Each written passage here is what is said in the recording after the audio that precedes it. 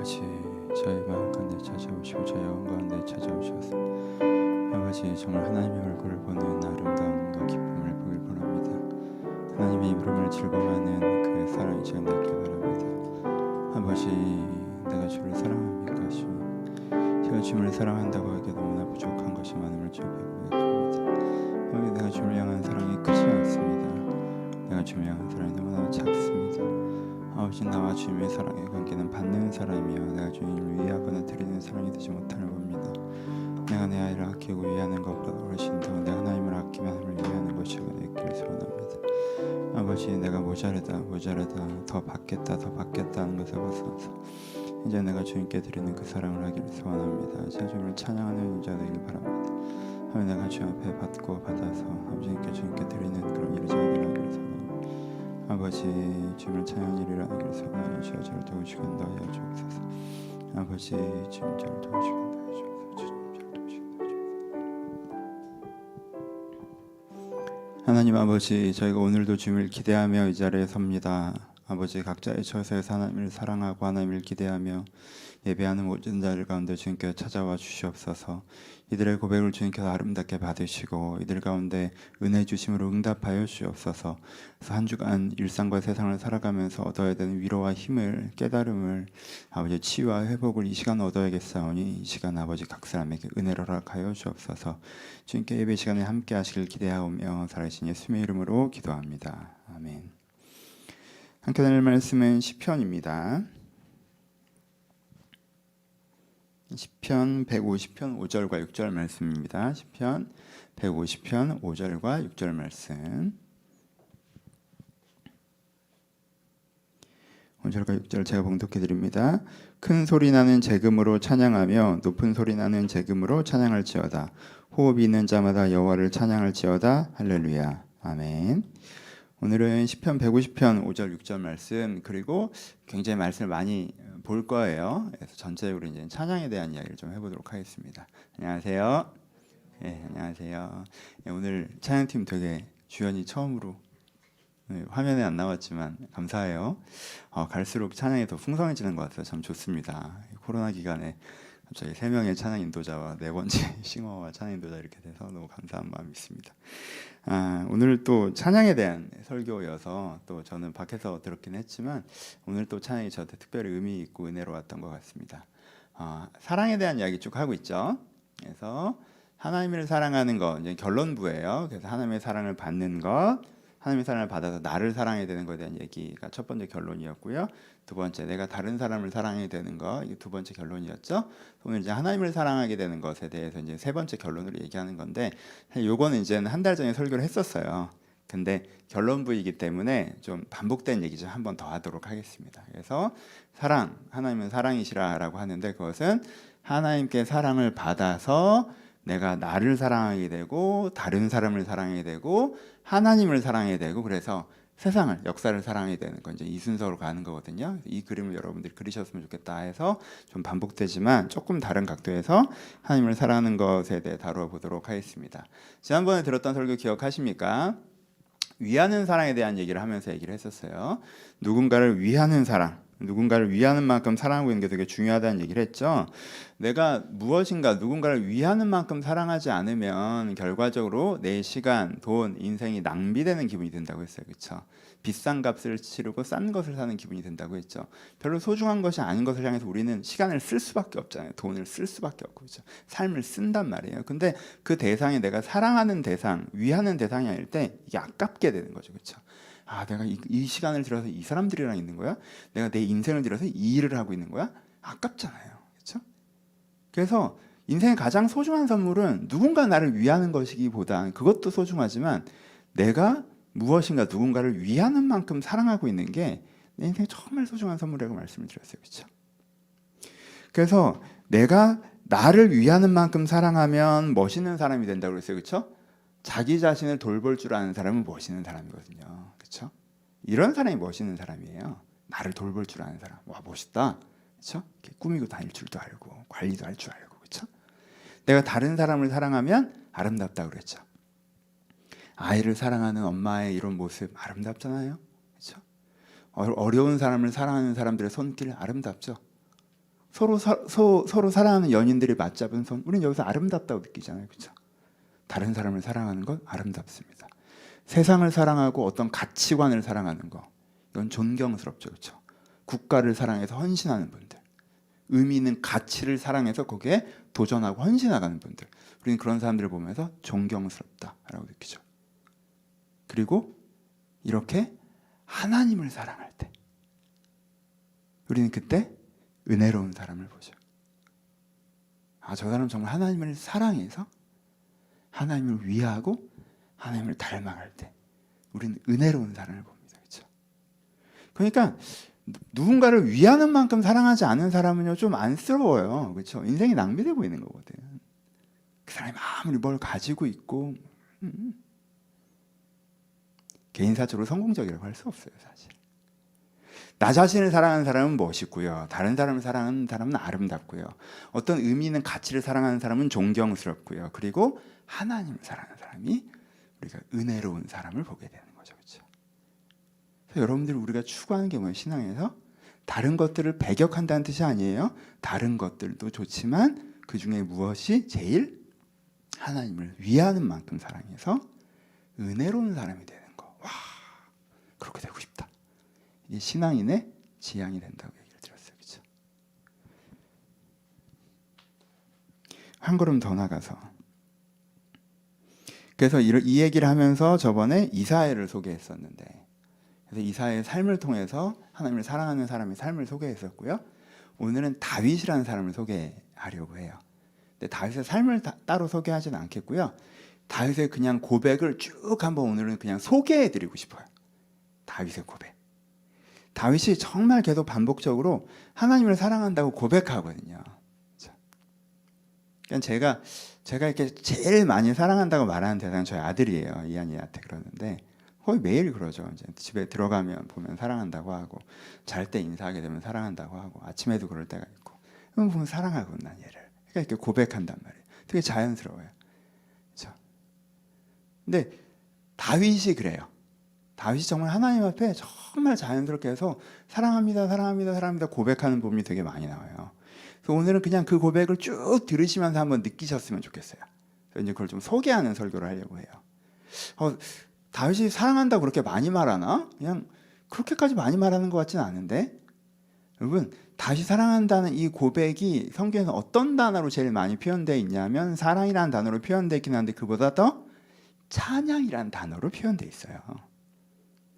그리고요, 시편에서는 찬양이라는 단어가요 70회 가까이 나와요. 150편의 시가 적혀 있는데 절반 가까이의 시에서, 그렇죠? 찬양이라는 단어가 등장해요. 그리고 후반부에 갈수록 찬양이라는 단어가 핵심 단어로 등장하기 시작해요. 시편의 전체 구조가 전반부는 좀 삶에서 나이가 느끼는 고통 속에서 하나님을 찾아가는 시가 많거든요. 근데 후반부에 갈수록 이 고통에서 벗어나, 이 상황에서 벗어나, 삶을 바라보는 것에 벗어나 하나님을 바라보는 시들이 나타나기 시작하는데, 하나님을 바라보는 시들에서는 막 찬양한다는 말이 계속 반복해서 나와요. 그래서 하나님을 대해서 뭔가 얘기할 때 다윗이 찬양을 얘기합니다. 찬양이 뭡니까? 찬양이 노래죠. 어떤 노래예요? 찬양이 어떤 노래예요? 상대에 대한 내 마음을 고백하는 노래죠. 그러면 난 널 싫어해 이런 고백하는 노래예요? 아니죠. 난 너한테 실망했어 이런 고백하는 노래예요? 아니죠. 그럼 찬양은 내 마음을 고백하는데 뭘 고백하는 거예요? 이 사람이 기뻐할 만한 걸 고백하는 노래예요. 그렇죠? 찬양을 부르는 가장 큰 목적이 뭐예요? 이 노래를 듣는 사람을 기쁘게 해주기 위해서. 근데 어떻게 하면 이 대상이 기뻐할 것 같아요? 내 이 진심을 딱 고백하면 이 사람이 기뻐할 것 같아. 그 진심을 담아서 이제 노래를 하는 거예요. 그렇죠? 이게 이제 찬양의 노래의 한 의미거든요. 여러분, 5살짜리 애가 아빠한테 생일 축하 노래 같은 거 불러주면 막 자지러져요. 얼마나 좋은데. 인생에서 제일 행복한 순간 중에 하나란 말이야. 잖아요. 그 노래에 뭐가 있어요? 얘가 나를 기쁘게 해주려고 하는 거죠. 그렇죠? 근데 그 기쁘게 해주는 게 뭐가 담겨 있어요? 진짜 아빠를 사랑하는 자기 진심을 고백하는 거잖아요. 내가 이 진심을 고백해주면 이 상대가 기뻐할 걸 알아요. 그래서 내가 그 진심을 고백하면서 상대를 기쁘게 해주고자 하는 게 찬양이에요. 그러니까 지금 다윗이 하는 찬양합니다라는 고백은 뭐예요? 내가 하나님을 사랑한다는 것, 내가 하나님을 좋아한다는 것, 내가 하나님을 기뻐한다는 것을 내가 이렇게 표현함으로 하나님을 기쁘시게 하고 싶은 게 다윗의 찬양의 의미예요. 성경의 찬양의 의미죠. 그렇죠? 그러니까 찬양한다는 건 사랑한다는 거예요. 엄청나게. 그래서 우리는 사랑이라는 단어를 많이 사용해서 이 단어의 소프트함을 좋아하긴 하지만 성경에서 찬양한다고 얘기할 땐 사랑한다에 곱하기 100이 들어가는 거예요, 사실. 내가 당신을 얼마나 즐거워하는지, 그렇죠? 이게 원하는 사랑이죠. 그리고 이것을 듣고 당신이 얼마나 기뻤으면 좋겠는지 위하는 사랑이죠. 이 상대의 아름다움을 발견해서 원하고 위하는, 이게 한꺼번에 들어가 있는 한 단어가 뭐예요? 찬양이라는 단어예요. 여러분, 그래서 우리가 예배 전에 이렇게 찬양을 하는데 이게 굉장히 의미가 있는 거예요, 사실. 제가 찬양에 대해서 약간 불호인 부분이 있는데, 불호인 부분은 뭐냐 하면 공동체가 그 정도 수준이 안 되는데 찬양을 막 부르는 거에 대한 불호가 있어요. 찬양의 고백의 수준이 이렇게 딱 볼 때 얘들이 하나님을 기뻐하지도 않아, 사랑하지도 않아, 하나님을 위하는 마음도 없어, 심지어 하나님을 바라보지도 않아, 자기 인생을 막 쳐다보고 있어서 하나님이 원망스러워. 근데 말로 뭐 하나님은 나는 당신을 뭐 예배자입니다 이러면 하나님도 보기 불편하고 옆에서 보는 나도 불편하고 막 이렇게 이런 게 있잖아. 그래서 이렇게 수준 안 될 땐 그냥 명상하자 약간 이런 얘기를 했던 게, 우리가 뭐 약간 그렇게 했는데, 근데 사실은요, 실제 공동체 어떤 수준으로 올라가잖아요. 어떤 수준으로 확 올라가잖아. 그럼 설교도 필요 없어요. 설교 필요 없어. 설교자는 사실 설교가 길수록 공동체 수준이 그렇게 높지 않은 거예요. 여러분들이 이 구절을 쭉 읽으면 무슨 의미인지 쫙 다 아는 사람들이잖아요. 그럼 내 말을 붙일 이유가 없어요. 그냥 읽기만 하면 되는 거야, 그냥. 그럼 읽기만 하면 되는 거예요. 그 다음에 뭘 해야 돼요? 찬양해야죠. 하나님께 고백하는 거예요. 네, 고백하는 거예요. 그래서 진짜 이상적인 예배는요, 이상적인 예배에는 이게 말씀을 그냥 선언하고 낭독해주고 그 다음에 거기서 이제 찬양하는 거예요. 그래서 여러분 이렇게 성당 같은데 가시면, 정교회 같은데 가시면, 성경을 그냥 읽어주세요. 이렇게 사제님이 와서 읽어주세요. 여기에 설명 붙일 이유가 없다는 거야. 근데요, 또 그 정말 그 순전한 걸 읽어드려야 되잖아요. 그래서 원어로 읽으세요. 그리고 그레고리안 성가 같은 성가가 쫙 나오는 거야. 사실은 그래서 신학적으로 보면 제일 높은 수준의 예배를 드리고 있는 거야. 문제는 뭐야? 참여자들이 그 원어를 들을 수준이 안 되고, 원어를 들어도 그걸 이해할 수준이 안 되고, 그 찬양을 부를 수준이 안 되니까 우리가 다운그레이드해서 해야 된다고 얘기하는 거지, 그렇죠? 이제 우리를 놓고 예배만 그걸로 가버리셔서 그런 거야. 멀리 가버리셨어. 좀 이상적으로는 그래요, 사실. 그러니까 이 두 가지를 잘 균형 잡게 이해하셔야 돼요, 그렇죠? 그래서 찬양 자체란 건 되게 대단한 거예요. 찬양 자체. 그러니까 우리가 하나님을 찬양한다는, 그러니까 뭐 노래할 때 이런 진실을 불러, 이런 수준의 얘기랑 오늘은 하는 건 아니고, 오늘 사랑예라면서 찬양 얘기를 이렇게 가는 거라. 찬양이 무엇인가에 대한 설교가 아니라. 그러니까 다윗이 뭘 하고 있다는 거예요? 하나님을 찬양하고 있다는 게 하나님을 사랑하고 있다는 거죠. 얼마만큼? 하나님을 향한 내 마음을 이렇게 꺼내드리면 하나님이 진짜 기뻐하실 거야, 이 정도로. 나 이렇게 내 마음을 꺼내서 하나님께 기쁘게 해드리고 싶어. 자꾸 장난치고 싶은데, 그래서 우리가 찬양이 잘 안 된다는 게, 여러분들의 마음을 하나님께 꺼내드리면 하나님께 기뻐할까? 이제는 하나님 깜짝 놀랐죠? 이제 우리가 이럴 때가 이제 아직 하나님을 잘 사랑하지 못할 때 이런 거고, 그렇죠? 우리가 하나님을 향한 내 마음을 꺼내드리면 하나님 되게 당황하고 막 이러면 안 되잖아. 나 사실 하나님 되게 짜증나요. 요즘 상황이 안 좋아서 하나님 되게 짜증나요. 힘든 거, 그럼 이제 싸우자 이러는 거고. 근데 다윗은 이렇게 딱 기뻐하는 거죠. 너무 신나서 길게 얘기했는데, 다음. 찬양은 구체적으로 무슨 내용을 노래해요? 구체적으로 이건 좀 이따 읽어봅시다. 하나님의, 쭉 읽어보세요. 쭉 읽어드릴 거예요. 하나님의 아름다움, 하나님의 위대하심, 하나님의 정의로우심, 하나님의 사랑, 하나님의 인자함, 하나님의 가르침, 하나님의 성실함, 하나님의 영광, 하나님의 구원, 하나님의 신비로움. 이게 구체적인 내용이죠. 뭐 하는 거예요, 다윗이?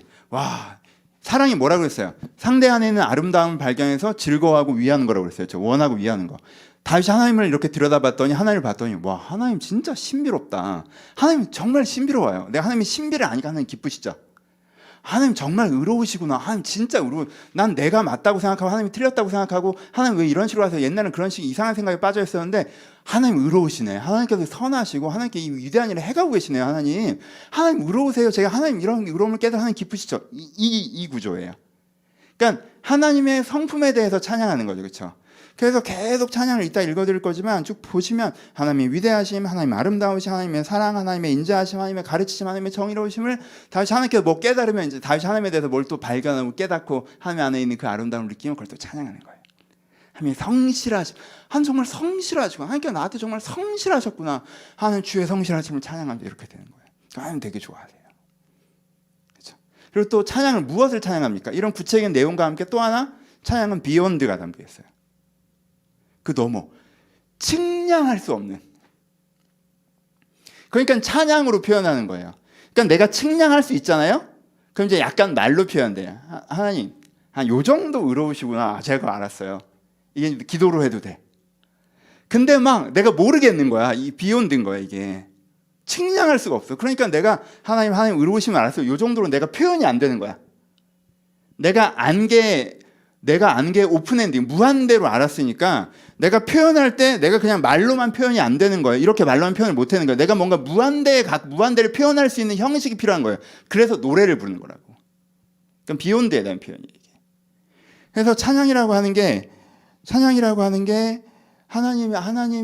내가 하나님을 아름다움을 발견하고 내 안에 하나님을 기뻐하는 진심이 있고 그 진심을 하나님이 기뻐하시라고 표현하는 게 찬양인데, 그래서 이게 노래인데 구체적인 내용은 하나님의 그 각가지 성품들, 다양한 아름다우심들이 구체적인 내용이고, 이 내용을 단지 고백하는 게 아니라 이 내용이 너무 크기 때문에 이거는 기도로 표현이 안 되니까 찬양으로 표현되는 게 시편의 찬양들이에요. 이게 사실 대단한 거라고. 이게 대단한 거예요, 진짜. 진짜 여러분, 우리가 이 수준을 꿈꿔야 돼요. 진짜 이 수준을 진짜 꿈꿔야 돼요. 되게 많은 분들이요 시편의 전반부를 좋아하고요 후반부를 별로 안 좋아해요.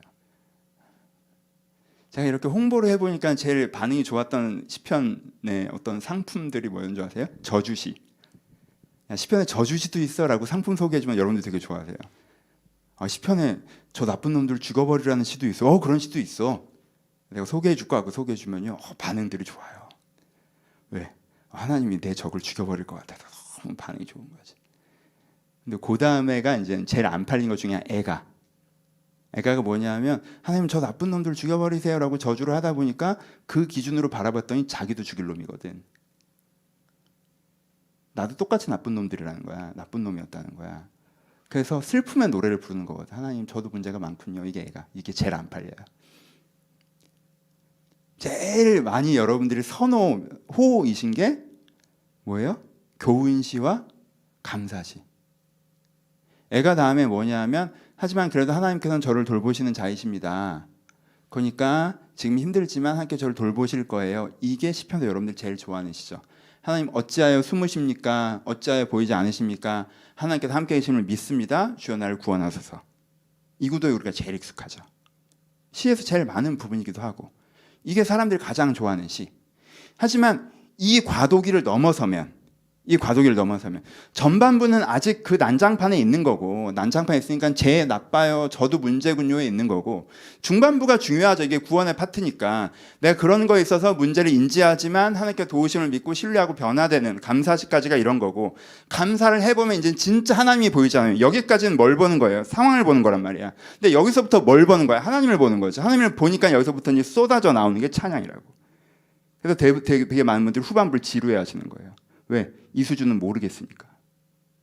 근데 사실은 여기가 진짜 재밌는 거야. 그치, 주의 성실하지. 맞아, 주의 성실하지. 이렇게 되는 거야. 이게 다윗의 수준. 이거 하고 싶지 않아요? 이거 하고 싶죠. 정말 우리 시편이 우리의 고백이 됐으면 좋겠어요. 죄송해요. 내가 이 수준이면 내가 이렇게 막 이렇게 더 열정적으로 할 텐데 저도 이 수준이 아니라 목사가 아직 이 수준이 안 돼가지고 죄송해요. 근데 나도 아직 이 수준은 아닌데 이렇게 왔다 갔다 해. 내가 약간 왔다 갔다 하는데 저 수준이 아직 있다.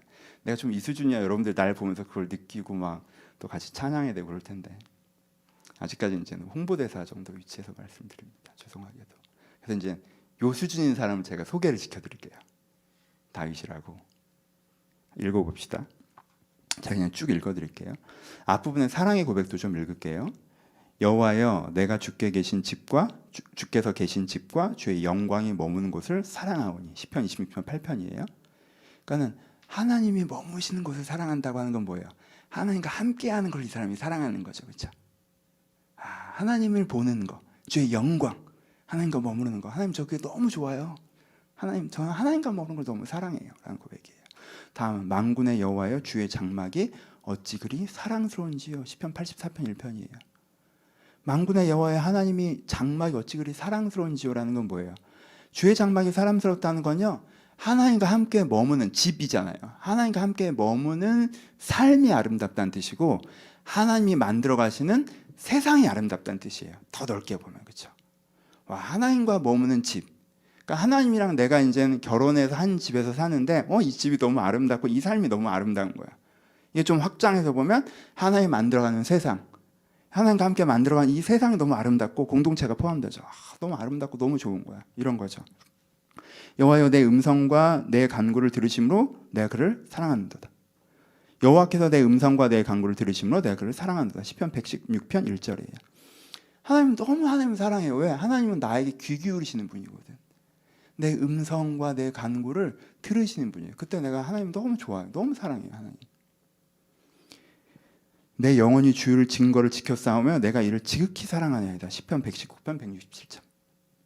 그러니까 내가 주의 증거를 지극히 사랑한다고 얘기해요. 그러니까 뭐예요? 이 사람에게 은혜 받은 기억. 이게 너무 중요해. 여러분들이 누군가랑 사랑에 빠지면 그 사람과 결정적으로 사랑에 빠졌던 장면의 추억이 얼마나 사랑스러워요. 그렇죠? 너무 사랑해. 이 사람이랑 10년째 연애하고 있는데 너무 사랑해 라고 하면요, 뭐가 소중할 수밖에 없어요? 이 사람과 사랑에 빠져갔던, 한 걸음 한 걸음 이 사람과 가까워졌던, 그때 네가 나한테 프로포즈 했었고, 그때 되게 싸웠지만 우리가 그때 가까워졌고, 우리가 처음에 이렇게 만나고, 그 장면의 추억이 되게 나한테 소중한 거예요. 왜? 그 기억이 오늘의 사랑을 지지하는 기둥이잖아. 그렇죠? 그러니까 옛날 얘기를 하는 게 아니라고. 이게 기둥인 거야. 그래서 이게 소중한 거래요. 그래서 이 장면들을 너무 사랑하고 아끼는 거예요. 왜? 그 장면을 통해서 지금 내가 이렇게 됐으니까. 또 장난치면, 그래서 여자분들이 이렇게 하다가 오빠 우리 그때 그랬잖아 라고 했을 때 일단 알았다고 하셔야 돼요. 그래? 라고 하시면, 야 그걸 어떻게 다 기억하냐 라고 할 수 있겠지만, 거기서 그런 뜻이 아니야. 그걸 잊었다는 건 오늘의 사랑을 지지하는 기둥이 소중히 여겨졌지 않았다는 거고, 뭐 어쩌고 저쩌고 이렇게 되는 거야. 사실 우리는 기억력이 나쁠 뿐인데, 그렇지? 우리가 사랑이 없어서가 아니야. 우리가 기억력이 나쁘고, 사실 그 장면이 그 정도는 아니야. 우리는 데이트를 여러 번 했고 그 결정적인 장면은 아니기 때문에 우리는 몇 가지를 추려서 기억하지만 여러 가지 기둥을 갖고 계시고, 그중에 셀렉해서 기억을 못하면 분위기가 쌓여지고, 그렇죠? 그러니까 일단 아는 척을 하셔야 되고, 뭐 그런 루틴이 있잖아요. 그런 거예요. 근데 다윗은 하나님께 뭐라고 얘기하는 거야? 하나님, 전 다 기억해요. 하나님 얼마나 기쁘시겠어. 하나님, 전 그날 하나님께 저한테 저 양칠 때 하나님께서 그때 저 사자에서 구해주셨을 때 전 그때 너무 좋았어요. 골리앗에서 그럴 때 너무 좋았어요. 제가 쫓겨다니면서 주님 그때 기도할 때 정말 그때 하나님께 저 그때 너무 좋았어요. 아시죠? 이러는 거야. 하나님 얼마나 좋아할까? 하나님 그 증거를 내가 사랑합니다. 여호와는 나의 사랑하시오. 시편 144편이죠. 여호와는 나의 사랑이시오. My love. 표현이 아예 이렇게 직접적으로 하나님 나의 사랑이십니다. 내가 주의 이름을 사랑하는 자들은 주를 즐거워하리이다. 시편 5편 11편. 객관화해서 표현했지만 무슨 뜻이에요? 내가 하나님을 사랑해서 하나님이 즐거워요. 내가 세상께 즐겁지가 않아. 그 즐겁긴 한데 그 정도는 아니야. 하나님 즐거워요. 내가. 엄청난 차이냐. 기초에 있을 때는 하나님의 능력만 알 때는 뭐라고 그랬어요? 하나님 날 즐겁게 해줘야 되는 거예요. 하나님 나 이게 즐거우니까 그거 주세요. 하나님 날 즐겁게 해준다며. 이거 주세요. 그럼 나 즐겁잖아. 나 이거 즐거워하는 거 몰라요? 이거 안 주면서 뭘 나를 즐겁게 해준다는 거야. 하나님 어떻게 나를 즐겁게 해준다는 거야? 나를 사랑하면 나랑 함께 있는 게 진짜 즐거워. 그런 비교도 안 돼. 얘기를 하면 하나님의 능력만 하는 사람은 뭐래? 이렇게 되는 거지. 이게 즐거운데. 이걸 알면 하나님이랑 있는 게 즐겁죠. 그렇죠? 다윗이 그렇게 얘기하죠. 주를 사랑하는 자들은 주를 즐거워해. 네가 주를 즐거워하는 건 아니야. 그럼 네가 주를 사랑하는 것까지는 아닌 거야지. 그렇죠? 근데 다윗은 자기가 어떻다는 거야. 하나님을 사랑하고 하나님을 즐거워한다는 얘기죠. 내가 주의 법을 어찌 그리 사랑하는지요. 내가 그것을 종을 작은 소리로 읊조립니다. 시편 119편 97절. 주의 법을 사랑해. 하나님의 뜻, 하나님의 지향, 하나님의 소망, 하나님께서 하고자 하시는 것, 그것도 너무 사랑해. 와, 하나님의 계획이라는 게 너무너무 사랑스럽다. 너무 멋있다. 하나님, 저 그거 너무 사랑해요. 나도 그걸 기준으로 삼고 싶어요. 나도 그 세상을 위해서 노력하고 싶어요. 이게 진짜 소명이죠. 하나님, 저 이제 앞으로 뭐 해 먹고 살까요? 저는 밥 먹고 사는 것도 잘하고 싶고 뭔가 멋있게 의미 있게 가치 있는 성공, 그러니까 폼나게 뭔가 하고 싶은데 하나님 뭐 그런 거 좀 시켜주시면 안 돼요? 하나님 저에게 비전을 주세요. 그건 틀린 건 아니지만 초보적인 거. 진짜 비전은 하나님의 계명을 내가 너무 사랑해. 하나님의 뜻을 내가 너무 사랑해. 그런 뜻이 있구나. 그런 계획이 있구나. 너무 사랑해. 나 그거에 작은 조각이라도 좋으니까 제가 동참할게요. 제가 바꿀 수 있는 게 내 마음밖에 없어도 상관없어요. 내가 그 큰 흐름 가운데 함께 할게요. 이게 진짜 수준 높은 의미에서의 비전이죠. 이게 우리 보좌 앞에 누웠네. 함께 주를 찬양하는 이거죠, 사실 이게. 내가 세상에서 가치 있는 성공을 하고 싶고 뭔가 사람들이 볼 때 전 그리스도인으로서 뭐 어쩌고 이런 거. 초보적인 거. 이제부터는 찬양의 고백이에요. 여호와는 위대하시니 우리 하나님의 성 거룩한 상에서 극진히 찬양을 받으시리로다. 여러분, 우리가 이런 단어에 오래 다니신 분들은 이런 단어에 너무 이렇게 듣기만 해서 이런 단어가 죽은 단어가 됐어요. 근데 감각을 살려서 한번 읽어보세요. 여호와는 위대하시니 우리 하나님의 성 거룩한 상에서 극진히 찬양을 받으시리로다. 야, 하나님이 위대하구나. 그래서 내가 하나님을 극진히 찬양해요. 극진. 이게 다윗의 이게 고백이잖아요. 하나님 우리에게 위대합니까? 하나님을 위대하심을 믿는 건 수준이 되게 높은 거예요. 우리 하나님은 너무 작죠. 우리 하나님은 우리한테 평가받죠. 하나님 좀 이렇게 하셔야 되는 거 아니에요? 하나님 왜 이러시는지 모르겠네? 하나님 위대하지 않죠. 하나님 내가 소중히 여겨요. 근데 여기 계세요. 이쪽은 제 영역이니까 위대하지 않죠. 하나님 위대하다는 건 모든 영역을 둘러싸고 있는 하늘과 같은 존재인데 그 끝을 모르겠으란 말이에요. 그렇죠? 위대하다는 걸 믿는다는 건 내 삶의 모든 영역을 하나님 앞에 돌아보면서 내 주도권을 내려놓고 하나님께 어떻게 할지 묻게 될 만큼 하나님을 알게 된 거예요. 하나님 위대하니까. 그렇죠? 그러니까 지금 그 위대하심 이런 식으로 하면 안 돼. 이런 식으로 하면 우리 이거 갖고 우리 나중에 코로나 끝나면 어디 가서 밤 한 번 새자. 이거 밤새 이 얘기를 하는 거 얼마나 좋아요. 우리 밤새 하다가 이거 한 1시간 하다가 이제 여러분들이 졸릴 때쯤은 승환이가 나서 1시간 찬양하고 내가 또 1시간 하면 또 그 다음에 태선이가 하고 또 1시간 하면 이제 제일 피곤한 새벽 시간은 기환아. 네가 체력이 제일 좋잖아. 새벽에 피날레로 이제 기환이가 이제 해 뜰 때까지 하고 너무 좋을 것 같지 않아요? 너만 올 거야, 주연아. 나 안 할 거야. 난 우리 교회를 알아. 내 지혜죠. 내가 동방정교회 같은 실패를 하지 않는 이유예요. 전 여러분들이 잘 압니다. 저를 알고요. 그런 일은 없을 거예요. 은퇴할 때 한번 해볼까? 나를 위해서 한번 해볼래? 주 읽어가죠. 주의 인자하심이 생명보다 나음으로 내 입술을 주를 찬양할지라. 주의 인자하심을 찬양하죠. 그렇죠? 나의 하나님이여 내가 또 비파로 주를 찬양하며 주의 성실을 찬양하리이다. 시편 71편 22절. 주의 성실을 찬양하죠.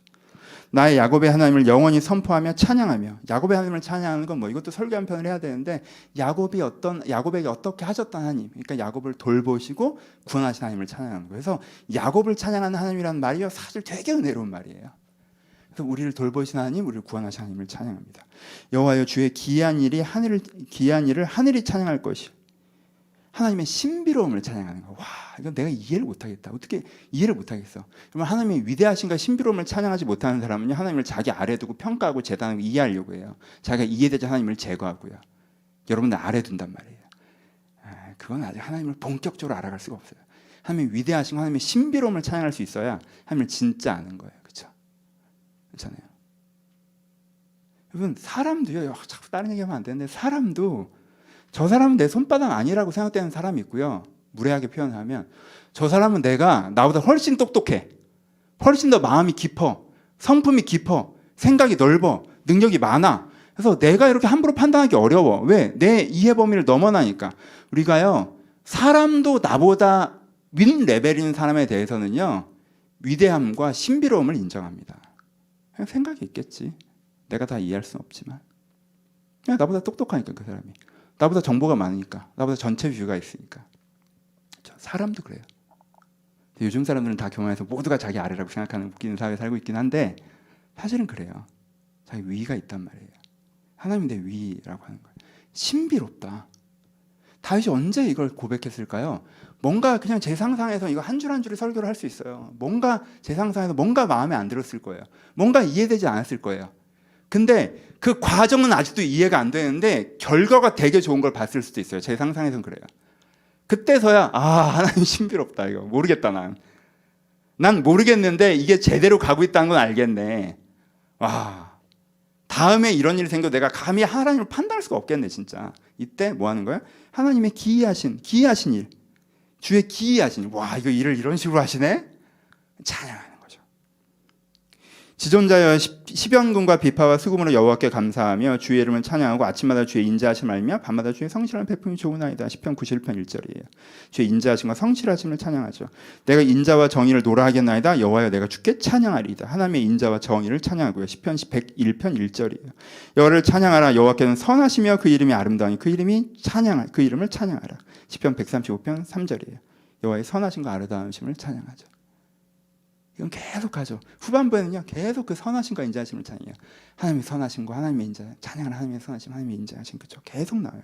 나의 생전에 여호와를 찬양하며 나의 평생에 여호와를 찬송하리로다. 그러니까 내가 이제 어떻게 할 거야? 난 평생 하나님을 찬송할 거야. 평생. 그 다음에 하나님이여 내 마음이 정해졌사오니 내가 노래하며 내 마음을 다하여 찬양하리라. 근데 내가 평생 한다 어느 정도 찬양할까? 내가 마음을 다해서 찬양할 거야. 그냥 노래 부른다는 얘기가 아니죠. 단지 내가 하나님을 즐거워하겠다는 거죠. 그렇죠? 내가 하나님을 위하겠다는 거예요. 내가 하나님을 기뻐하고 내가 하나님을 기쁘게 해드리는 게 내 인생에 너무나 중요해졌다는 거예요. 사랑에 빠진 사람이 다른 것보다 이 사랑이 굉장히 목숨 걸고 이 사랑에 의미를 부여하는 것처럼 이제 다윗이 하나님께 그것을 고백하는 거예요. 내가 평생에 다니를 찬양하겠다. 내가 평생에 전심으로 당신을 찬양하겠다. 춤추며 그의 이름을 찬양하며 소고와 수금으로 그를 찬양할지어다. 이건 어떤 악기를 찬양에 쓰냐에 대한 얘기가 아니에요. 이건 비욘드에 대한 얘기예요.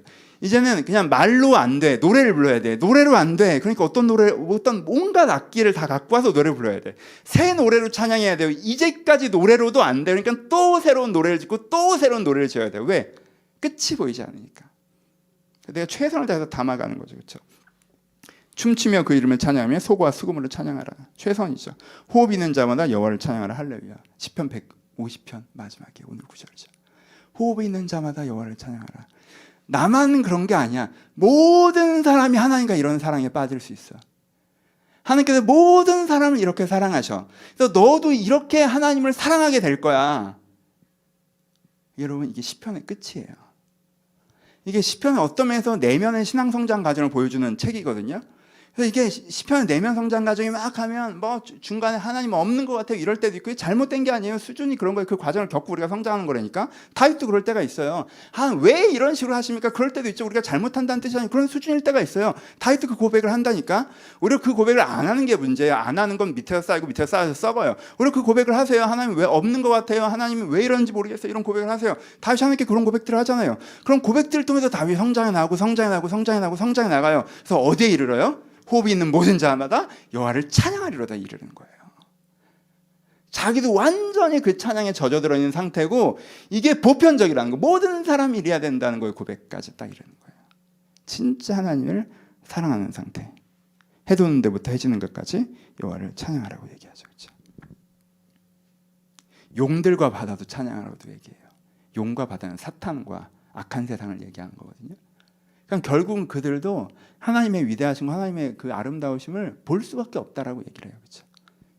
이 찬양의 관점으로 시편 읽어가셔야 시편 진짜 제대로 읽으시는 거예요. 이 용들과 바다도 하나님을 찬양하는 말이 진짜 멋있는 말이거든요.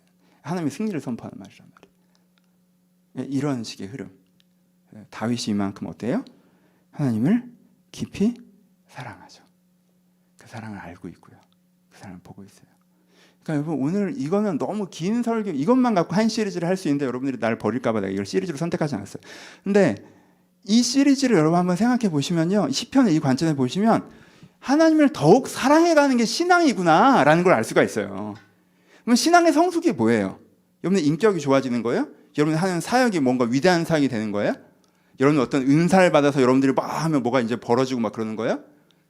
여러분 그런 얘기들 많이 했었죠. 어떤 사람들은 그렇게 착각해요. 은사가 신앙의 성숙이어서 난 방언한다? 그게 뭔데? 난 예언한다? 그게 뭐? 난 병치유한다?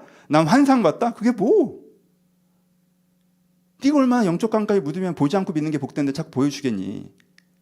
그게 뭐? 아, 나는 신앙에 성숙해서 이제는 난 순장이다? 난 이제 교구장이다? 난 선교사다? 난 나이 목사다? 내가 교회 조직에서 조직도에서 내가 위로 올라가면 신앙이 성숙한 거예요? 내가 하나님을 위해서 이만큼 위대한 일을 했다?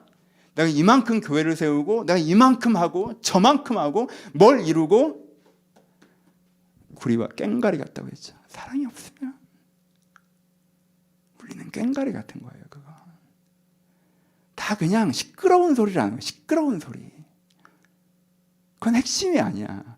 신앙의 성숙은 뭔지 아세요? 신앙의 성숙은 시편에 가장 잘 나타나 있습니다. 신앙의 성숙은요, 하나님을 찬양하는 수준까지 되는 거예요. 하나님을 더욱더 깊게 사랑해야 되는 거. 더욱더 깊게 사랑해야 되는 거. 성경에서 예수님 빼고 제일 많이 성경에 등장하는 사람은 다윗입니다. 성경에서 그 위대한 사람들이 많은데 하나님의 마음에 합한 자라는 평가를 받은 건 다윗이에요. 그가 정치적으로 성공했습니까? 도덕적으로 탁월했나요? 인생 전체로 보면 그 실패의 장면이 많죠. 근데 하나님 왜 이렇게 다윗을 고평가하십니까? 정말 다윗이 하나님을 사랑한 것 같아. 그렇죠? 그래서 그에게 뭘 맡겨요? 시편을 맡기죠. 그 시편을 맡겨요. 모세에게 오경을 맡겼고 바울에게 기독교 서신서를 맡겼는데 로마서를 맡기셨는데 다윗에게는 시편을 맡기세요. 하나님을 사랑하는 거에 대해서는 네가 제일 잘 쓸 것 같아. 멋있잖아. 이게 있어요. 그러면 이 일이 우리 가운데 벌어질 수 있습니다. 하나님의 아름다움을 발견하고 여러분 이 찬양에 대한 설교를 내가 옛날에 했었는데 내가 그때 얼마나 수준이 떨어졌냐 하면 옛날에 제가 했었는데 죄송해요. 불쌍해요. 죄송해요. 내가 옛날에 했었는데 그때 내가 지금도 자꾸 장난치잖아요. 이건 진짜 찬양이 아니야. 뭐 이런 소리만. 그때는 설교 한 편에 그런 식으로 했더라고요. 그래서 니네들이 찬양하는 마음 자세가 얼마나 잘못됐는지 찬양이라는 건 전심으로 하나님을 사랑하는 고백으로 해야 된다. 내일부터 찬양을 똑바로 해라. 고백이 안 되면 하지도 마라. 뭐 이렇게 해서 그러면 그 설교를 듣고 다음 주에 오면 어떻게 해야 돼? 마음의 부담감을 갖고 막 내가 이건 못하겠다. 막 이건 안 되겠다 하고 내가 좀 전심으로 해야 되는데 어깨 힘 빡. 그렇게 안 되죠, 여러분. 이건 자연스러운 거잖아. 그렇죠? 여러분 노래로 부르셔도 괜찮아요. 부르세요. 내가 아직 그 수준이 안 되지만 그 정도 수준 한번 생각해 볼 수 있잖아. 그래서 소망해 볼 수도 있고. 그러니까 무슨 찬양이든 괜찮으니까 그렇게 전심으로 안 불러도 돼. 그냥 부르세요. 들으시고 좋잖아요. 왜 그걸 우리가 그걸 좀 가까이 닿게 하잖아. 근데 제가 어릴 때는 막 이거에 대해서 찬양의 의미가 왜곡됐다는 거에 대한 분노와 안타까움이 너무 심해서 막 찬양을 똑바로 불러야 된다. 그럴 거면 부르지 마라. 막 이런 식으로 설교했더라고. 우리가 당장 이런 수준은 아니죠. 근데 이렇게 될 수 있어요. 어떻게? 결심해서 다음 주부터 찬양 어깨 힘 빡 주고 그러니까는 10시 50분에 로그인 하셔서 10분 동안 묵상으로 기도하시고 찬양을 예배. 그럴 수 있죠. 그것도 좋은 얘기긴 한데 그거보다는 어떻게? 자연스럽게 하나님의 아름다움을 조금 더 알아가려고 하세요. 이것도 사실은 아니야. 어디서부터 하는 거예요? 다시 처음으로 돌아가죠. 하나님께 사랑 받으세요. 하나님께 사랑을 받잖아요. 그러면 그 다음에 하나님이 보여요. 그리고 하나님께 잘해드리고 싶은 마음도 좀 생겨. 부모 사랑을 충분히 받아야 효도를 하는 거예요. 받고 받다 보니까 나중에 감사하고 또 드리고 싶은 이런 것도 있는 거잖아, 그렇지? 근데 이렇게 딴 얘기지만 또 이제 너무 장성한 자녀가 뭐 부모님 사랑을 덜 받아서 너무 투덜거리시면 쉽지 않아요, 효도받는 거. 얘는 덜 받았다 이거거든 사실. 물론 얘 생각이 잘못될 수도 있지만 또 복잡한 메커니즘이 시작된단 말이에요. 자, 근데 하나님과는 어떻게 되냐? 내가 충분히 받으면 하나님이 보이고 하나님께 잘해드리고 싶은 마음도 생기고, 그러다가 보니까 하나님이 진짜 멋있는 분이고 하나님 진짜 대단한 분이고 하나님이 되게 좋고, 저는 하나님이 잘해주는 게 좋았는데 이제는 하나님이 좋고 하나님이 좋으니까 나도 거기 굉장히 동감해서 하나님을 위하고, 이게 이제 되는 거죠. 이게 되면 그 다음에 어떻게 돼요? 인생이 바뀌죠. 이거는 결과지 목적이 아니에요. 근데 그렇게 되면 인생이 바뀌어요. 어떻게 바뀌어요? 내면이 바뀌죠. 내면이 완전히 만족 상태에 들어가죠. 여러분, 사랑받는 게 충분해도요, 인생은 만족이 없어요. 만족까지 안 돼요. 내가 사랑받기만 해서는 만족에 이르지 못하고요, 내가 온전한 대상을 사랑하고 있을 때 만족에 이르거든요. 내가 하나님을 사랑하게 되면 이렇게 내면에 만족이 와요. 진짜 만족. 이것도 비욘드의 표현이에요. 난 아직 여기까지 잘 모르겠어. 충분히. 이론상 그래요. 자, 넘쳐 흘러올 정도거든요. 그러니까 저도 완전 초보예요. 완전 초보. 근데 이게 점진적으로 나아지고 있다고 생각해요. 얼마나 기대돼, 여러분. 얼마나 기대돼. 아, 진짜 내가 50, 60, 70 이렇게 되면서 신앙이 훨씬 좋아졌으면 좋겠어. 얼마나 행복할까 내가. 얼마나 내가 더 좋은 사람이 되어 있을까. 이게 제일 중요한 거 아니에요, 여러분? 난 내 개인적으로 생각은 그래요. 하여튼 이게 제일 크지. 뭐 여러분들 뭐 인생에 성공하고 뭐 해봐야 뭐 언제까지 할 건데. 60대? 정점 찍고 내려올 거잖아. 50대? 그렇죠. 그 인생이 뭐 세상에 뭐 대단한 거 해보고 싶어요? 어디 높이 올라가고 싶어? 유명해지고 싶어요? 권력 잡고 싶어요? 보란 듯이 사람들한테 하고 싶어요? 그 다음에 뭐? 다 남의 것이지. 내가 늙으면, 내가 죽으면. 이건 또 딴 얘기고 오늘 너무, 그렇죠? 근데 하나님을 정말 사랑하면 내면에 만족이 있고, 그 다음에 뭐가 있어요? 삶의 목표가 생기죠. 삶의 목표. 아까 주의 율법을 내가 사랑하죠. 내가 하나님을 위하여서 뭔가 하고자 하는 명확한 목표가 생기죠. 이 사람은 어떻게 해요? 세상이 감당하지 못하는 사람이죠. 왜? 메커니즘이 완전히 다르니까. 그쪽에서 무슨 얘기를 해도 메커니즘, 이게 돌아가는 구성이 달라. 이건 맥이야. 윈도우랑 완전 다른 거라고. 호환이 안 돼요. 저쪽에 어떻게 할 수가 없어. 이쪽 메커니즘은 완전 다르거든. 그렇죠? 그러니까 세상이 감당하지 못하는 사람이 돼요. 세상이 흔들지 못하는 사람이 되죠. 그렇죠? 세상을 변화시켜가는 사람이 됩니다. 이 일이 우리 가운데 벌어질 수 있습니다. 그러니 이걸 한번 추구해 보셨으면 좋겠어요. 마무리. 진짜 여러분, 이게 하나님이 사랑이세요, 그렇죠? 이 모든 설교의 메인이 하나님이 사랑이시라는 거잖아요, 그렇죠? 제가 저번에도 똑같은 얘기를 했지만, 여러분 그냥 에버랜드에 가서 이 사람이 롤러코스터 같은 거 좋아하는 사람이면 뭐까지 타고 와야 진짜 타고 온 거예요, 갔다 온 거예요. 티 타야죠. 티 타고 와야 에버랜드 가서 롤러코스터, 한국에 있는 롤러코스터 중에 제일 긴 거 타고 온 거잖아요, 그렇죠? 근데 어떤 사람이 거기 가서 그 이손마을에 있는 8세용 롤러코스터 있거든요. 나 그거 되게 많이 타는데, 이 아니라 그거 타고 왔어. 나 에버랜드 가서 롤러코스터 타고 왔어. 그럼 그 중간에 옛날에 생긴 롤링 엑스트레인이라고 있거든요. 이거 두 바퀴 쌀 들어가는 거. 그거 타고 와서 나 롤러코스터 타고 왔어. 다르죠? 티 탄 거랑. 내가 하나님 믿고 나 예수님 믿고 주님께서 나를 돌보시고 도와주셨어 라고 한 건 이손마을 갔다 오신 거고, 나 이제부터는 세상 목적을 살지 않고 주님께서 부름받은 사명으로 살아, 그럼 롤링 엑스트레인 정도 아시는 거고. 사랑을 알아야, 하나님은 사랑이시라, 사랑을 알아야 티 타보고 온 거예요. 그러니까 신앙에 이게 있어요, 여러분. 그러니까 사랑에 대한 깊은 관심을 가지세요. 정말 이 간절함이 저 있습니다. 여러분, 교회 오래 다니신 분들, 오래 왔다 갔다 하니까 여러분들이 뭔가 아는 것 같죠? 학교 오래 왔다 갔다 한다고 공부 잘하는 거 아니잖아요. 괜찮아요. 이걸 알아야 진짜 신앙을 아는 거예요.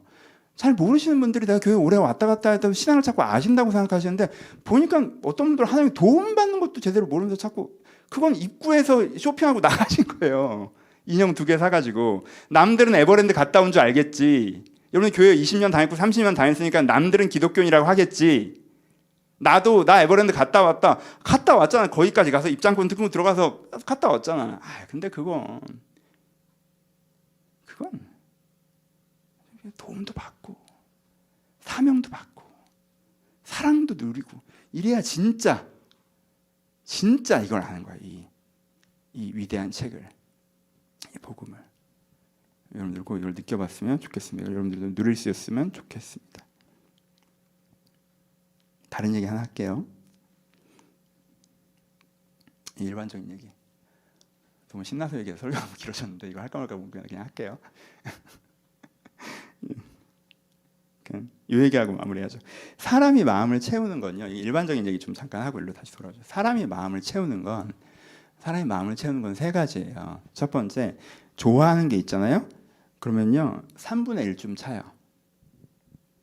내가 갈망하는 게 있잖아요. 그럼 3분의 2가 차요. 사랑하는 게 있잖아요. 그럼 3분의 3이 찹니다. 그렇죠? 그래서 좋아하는 것도 없으면요 힘들어요. 사람이 언제 힘들어져요? 상황은 괜찮은데 옛날엔 갈망하는 것도 있고 사랑하는 것도 있었다고 하는데 그것도 없고 이젠 좋아하는 것도 없어. 옛날엔 그래도 무한도전이라도 좋아하고 런닝맨이라도 좋아하고 친구들이랑 모여서 훌싹거리는 것도 좋아하고 뭐 어디 노는 걸로 좋아했는데 이건 좋지도 않아. 이제 좋아하는 것조차 없어졌어. 다 시큰둥해. 이러면 어떻게 돼요? 삶이 무료하죠. 권태롭고요. 그러면요 이 사람에게 삶은 당위와 의무가 되고요 삶은 견뎌야 하는 게 돼요. 다른 사람 보기엔 상황이 얼마나 좋을지 몰라도 이 사람은 빈 마음으로 살아가고요 사실 삶이 고통스럽습니다. 그렇죠? 두 번째, 좋아하는 건 있는데 갈망하는 게 없어요. 좋아하는 게 있는 건 다행스러워요. 매일매일 나름 행복하게 즐겁게 지낼 수 있어요. 근데 갈망하는 게 없잖아요. 내가 간절히 원하는 게 있고 그걸 채워가는 게 없잖아요. 그러면 인생이요 공허해요. 그래서 매일매일 하루하루를 살 때는 괜찮게 살아가요. 오늘도 기분 좋고 내일도 기분 좋고 모레도 기분 좋아요. 근데 다른 사람이 너 잘 사니? 라고 물어보면 갑자기 멍해져요. 그냥 생각 없이 살아요. 뭐 이런 식의 대답을 해요. 삶을 관통해주는 무엇인가가 없는 거야. 내가 추구해 나가는 무엇인가 없이 그냥 하루하루 주어졌으니까 그냥 시간 있으니까 재밌게 지내는 거예요. 공허하죠. 내가 갈망하는 것도 있는데 사랑하는 게 없어요. 갈망하는 게 있으면요 공허하지 않습니다. 마음의 에너지로 꽉 차 있어요. 간절하거든. 추구하고 이거 왜 다른 걸 신경 쓰고 싶지도 않아요. 근데 어느 지점에서 사랑하는 게 없잖아요. 그럼 허무합니다. 내 인생이 무의미하게 느껴져요. 그리고 툭 물어보면 마음 중심에서 본인을 나쁜 사람이라고 생각하고 살아가요. 왜? 자기는 자기가 원하는 무엇인 것을 얻고자 달려가는 것이 자기 삶의 본질이니까 자기가 좋은 사람이라고 느끼지 않아요. 죄책감이 있기도 하고요. 무의미하다고 느껴가지고 그래서 허무한 걸 느껴요. 사랑하는 게 있으면 행복하죠. 재미는 따라오는 거고 사랑하는 게 있으면 갈망하죠. 사랑은 원하는 거잖아. 사랑하는 게 있잖아요. 그럼 위하죠. 그러니까 의미 있죠. 이렇게 마음이 채워지는 거예요. 근데 대상이 잘못되면요. 그래서 사랑하는 게 되게 중요한데 또 하나 얘기하면 대상이 잘못되면 나쁜 음식을 먹는 것 같아요. 대상이 잘못되면. 좋아하는 게 있는데 나에게 해로운 거야. 인스턴트랑 술, 담배만 좋아해. 맨날 그냥 카페인으로 살고 나한테 해로운 걸 계속 넣어. 그럼 어떻게 해서 어느 시점에 건강이 안 좋아지겠지. 엄청난 후회를 하겠죠. 왜? 내가 나를 망친 거니까. 나쁜 음식을 내가 나한테 때려 넣었잖아. 그러니까 잘못된 걸 좋아하는 건 나쁜 음식을 먹는 것 같다고. 잘못된 걸 갈망하는 것도 마찬가지죠. 갈망하는 게 있는데 그게 잘못된 거야. 간절히 원하는데 그게 잘못된 거야. 결국 이게 이 사람을 망치는 걸 갈망해요. 사랑하는 데 있는데 잘못된 대상을 사랑해요. 이게 가장 심각하게 이 사람의 인생을 망치겠죠. 도덕적으로 잘못된 거, 누군가를 괴롭히는 거, 중독되는 거, 과도하게 나의 시간, 돈, 정서를 탕진하게 만드는 거, 그렇죠? 이런 건 다 나쁜 음식을 먹는 것 같아요.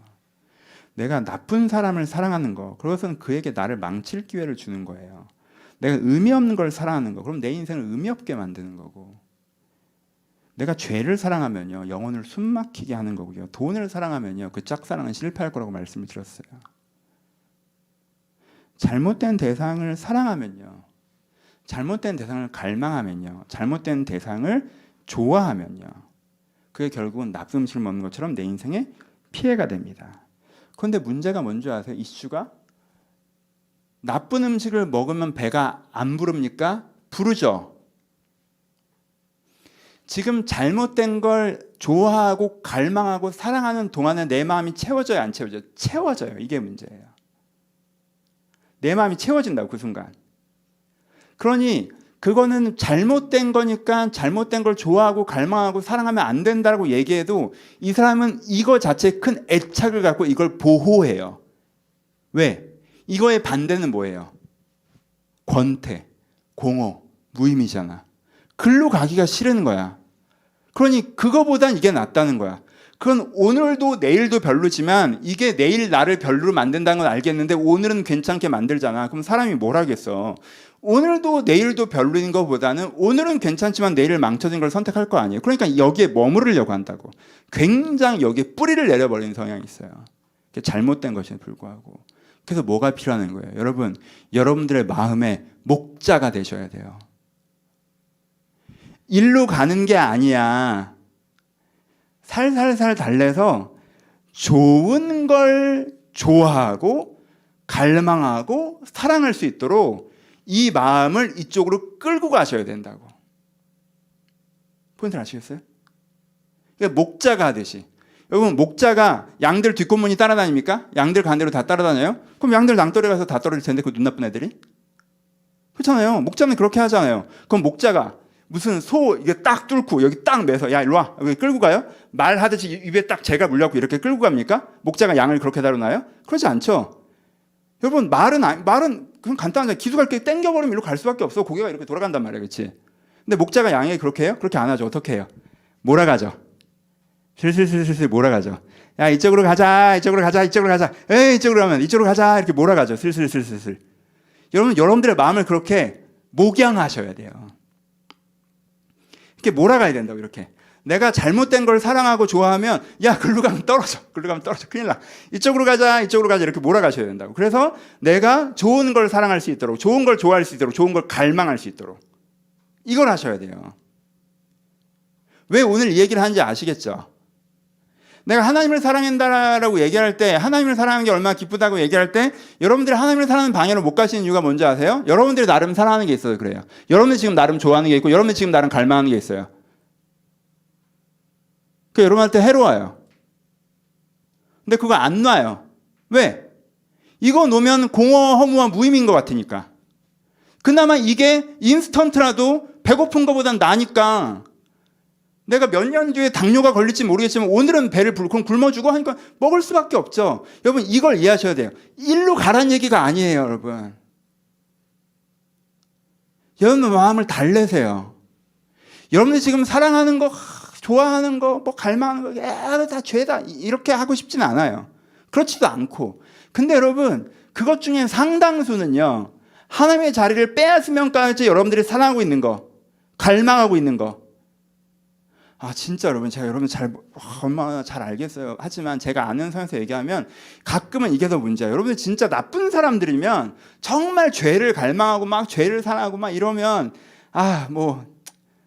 야, 그게 명예가 무슨 의미가 있냐, 그 성공, 그 권리. 근데 여러분 중에 그런 사람이 거의 없어. 여러분들이 원하는 건 그냥 우리 가족 행복하게 사는 거, 그렇지? 그냥 애들 방한까지 줄 수 있을 정도의 집, 또 안전했으니까 아파트, 그 정도잖아. 내가 사회적으로 크게 성공하겠다는 게 아니라 그냥 삶을 사랑할 수 있을 정도의 일. 그런데 내가 인격이 파괴되지 않을 정도의 안정성, 인격성, 업무 강도. 여러분들이 원하는 거 그거야. 그래서 가끔은 그래도 맛있는 거 하나 먹을 수 있는, 매일 먹겠다는 게 아니라 가끔은 그래도 좀 여행 좀 할 수 있는 그 정도를 원하잖아요.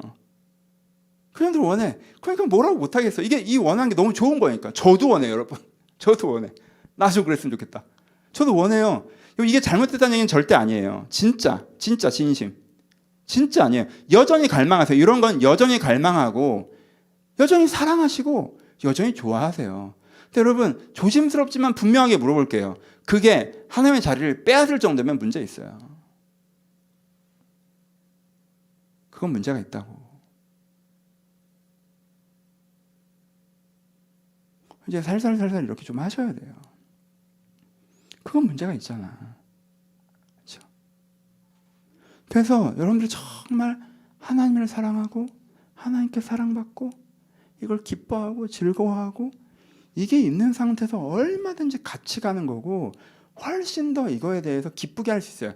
여러분 그냥 이게 좀 오늘 시리즈가 끝나서 내가 좀 마음이 급한데 여러분 그거 있잖아요. 여러분 진짜 이거를 사랑하시면서 이것만 사랑하면요 이게요 여러분들을 짓눌러요. 행복하자고 하는 건데 이거 사랑해도 불행해지잖아요. 우리 가족, 애들 교육, 아파트, 노후, 투자, 자산 다 좋아. 나도 해. 다 좋아요. 너무너무 좋아. 근데 여러분 이것만 붙잡고 있으면 그 여러분들 누르는데 이런 연동해서 잡잖아요. 그럼 욕심도 내려놓을 수 있고 기대도 높일 수 있고 페이스도 조절할 수 있고 같이 올라가요. 진짜 그래요. 아니 여기에 막 이렇게 빠지지 마시고 이쪽으로 눈을 돌리세요. 혹시 사실은 죄책감이 느낄 정도로 잘못된 걸 사랑하고 좋아하고 갈망하고 있어요. 근데 이쪽으로 가면 공허와 허무뿐이니까 여긴 절대 안 갈 거야. 이 인스턴트 먹을 거 이렇게 붙잡고 계세요?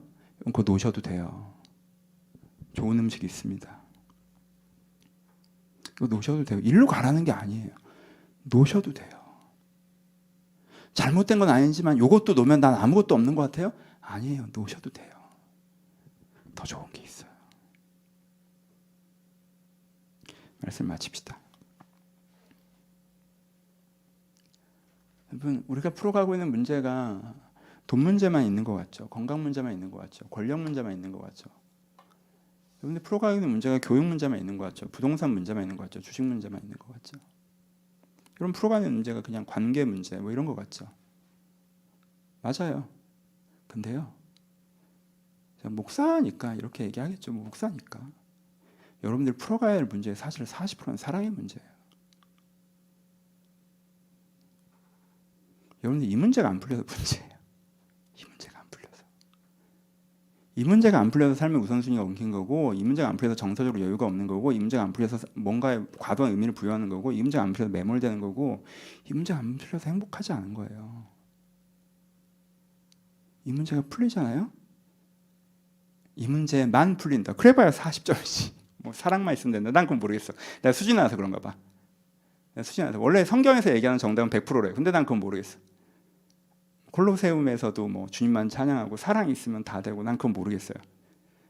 저는 솔직히 콜로세움에 갇혀서 너 이제는 예수님 없다고 하면 밖에 나갈 수 있고 예수님 있다고 하면 저기 사자랑 싸워야 돼.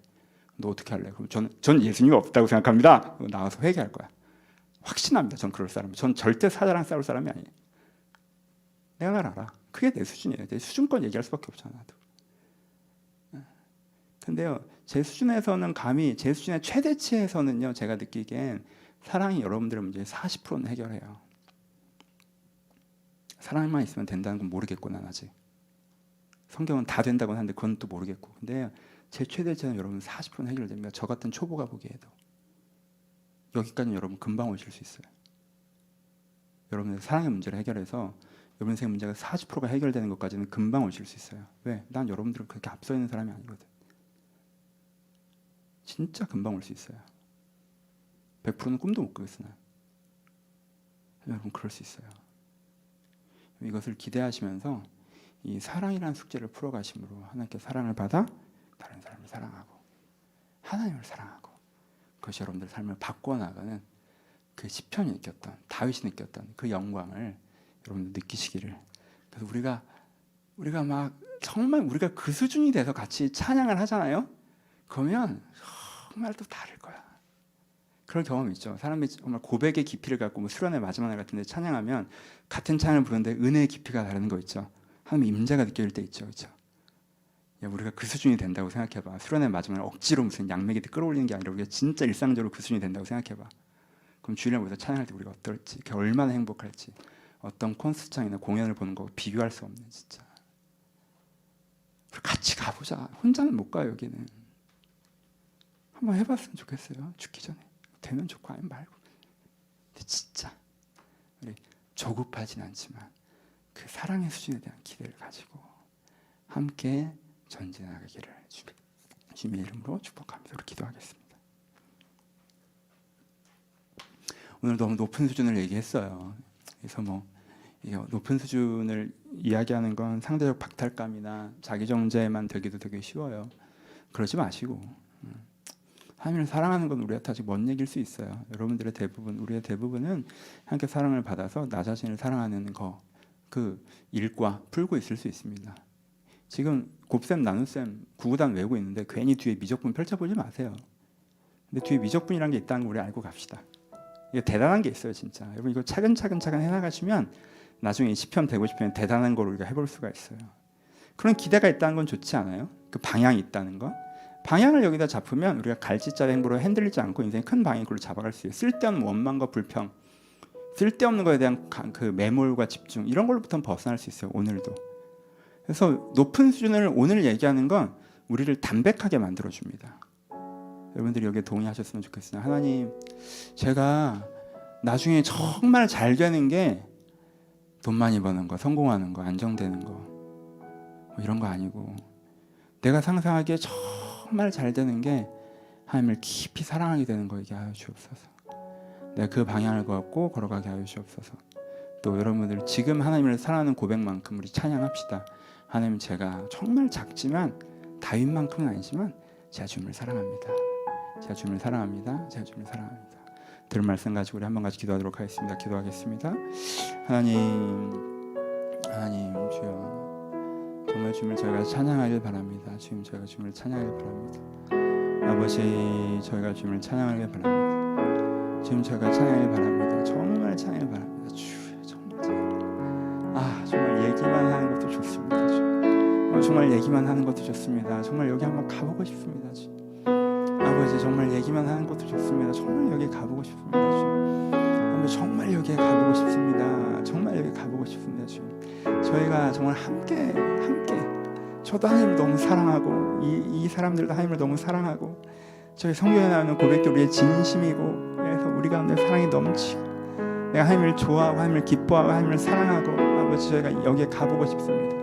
아버지, 지금 여기에 가보고 싶습니다. 여기 가보고 싶습니다. 여기에 가게 하여 주옵소서. 여기에 다다라게 하여 주옵소서. 아버지, 여기에 도달하게 하여 주옵소서. 여기에 도달하게 하여 주옵소서. 주님, 여기에 도달하게 하여 주옵소서. 아버지, 여기에 도달하게 하여 주옵소서. 여기에 도달하게 하여 주옵소서. 여기에 도달하게 하여 주옵소서. 아버지, 여기 도달하게 하여 주옵소서. 주님, 여기에 도달하기를 소원합니다. 주님, 여기를 도달하기를 소원합니다. 여기에 도달하기를 소원합니다. 아버지, 은혜를 향해서 나아가기를 소원합니다. 성령을 향해서 나아가기를 소원합니다. 아버지, 내 인생의 방향이 다른 방향이 나의 방향이라 정말 이 은혜와 이 성령이 나의 인생의 방향이 되기를 소원합니다.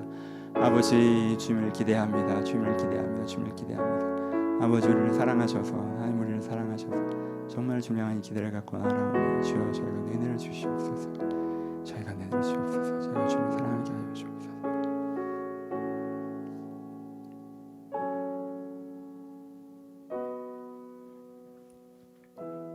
아버지, 저에게 단 한 가지 소원만 들어주신다면 제가 주님을 사랑하는 사람이 되길 바랍니다. 아버지, 제가 주님의 사랑을 받는 것도 아직 잘 알지 못하는 사람이지만 아버지, 어느 날은 제가 주님을 사랑하는 사람이 되길 소원합니다. 하나님께서 아브라함을 보시면서 이제 네가 나를 경외하는 줄 알았다고 하신 것처럼 다윗이 어느 날 하나님을 진심으로 찬양하기 시작한 그날처럼 내가 하나님 보시기에 하나님을 인정하고 하나님을 믿고 하나님을 사랑하는 그 지점에 한번 도달해 보기를 소원합니다. 내 영적인 서정이 여기서 맞춰지는 것이 아니라, 여기에 머물러져 있는 것이 아니라 내 영혼이 자라고 내 신앙이 깊어져서 내가 하나님을 사랑하는 거기에 가보고 싶습니다. 주님, 나의 걸음을 인도하여 주옵소서. 나에게 은혜를 주시옵소서. 나에게 힘을 주시옵소서. 세상에 다른 무엇인가 대단한 것에 현혹되어서 이 길을 벗어나지 않게 하시고, 내 가장 소중한 것이 내가 하나님께 사랑을 받아 하나님을 사랑해야 되는 것이라는 걸 알고 그 걸음을 꾸준히 걸어갈 수 있도록 저를, 우리 공동체를 축복하여 주옵소서.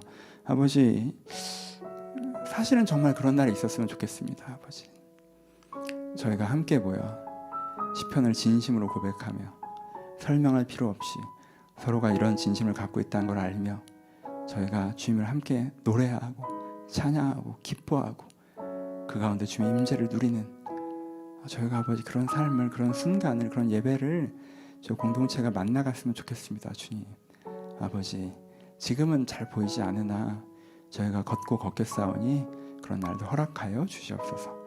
우리 가운데 그런 은혜를 주시길 기대하오며, 이제 우리 주 예수 그리스도의 은혜와 하나님 아버지의 사랑하심과 성령의 교통하심이 하나님을 사랑하기까지 성장하길 바라는 모든 신명 가운데 이제부터 영원토록 함께 있을지어다. 아멘.